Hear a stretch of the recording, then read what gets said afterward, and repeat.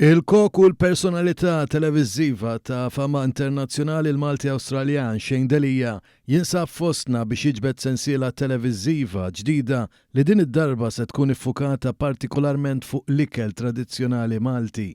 Delia li għamel suċċessi kbar speċjalment fl-Awstralja u saħansitra għandu katina ta' restoranti tiegħu se jkun qed jesponi l-arti kulinarja ta' pajjiżna fis-sensiela li se tixxandar mal-erba' tirjieħ tal-globu kif spjegalna huwa personalment. Din is-sensiela qed issir bl-appoġġ tal-Awtorità Maltija għat-Turiżmu l-MTA permezz tal-brand tagħha Visit Malta.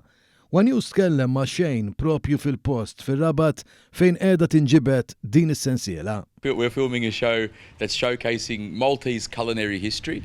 This show is going to be broadcast across the world. Over 130 countries will be seeing what's happening in Malta. But it's not just about classical Maltese food. It's about where it started, what the origins are and the influences, and where it can go.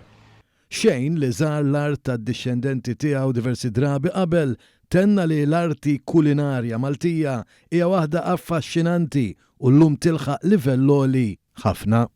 I love Malta. I mean, I'm Maltese Australian. Both my parents are Maltese. I've been coming back to Malta ever since I was a little boy. So I'm in love with Malta. I think there's some really brilliant Maltese chefs here now. I think guys like Jonathan Brinkat and Adrian and the boys down at Tantaroon and Letizia. And there's this whole undercurrent of chefs who are producing some brilliant food that's at world-class level. Ħallejna lil Delia u l-kru kollu televiżiv ikomplu bil-produzzjoni tagħhom waqt li issa l-antiċipazzjoni hi għal din is-serja televiżiva li tippromwovi mhux biss tradizzjonijiet antiki iżda wkoll industrija lokali li komplet tifjorixxi fl-aħħar snin.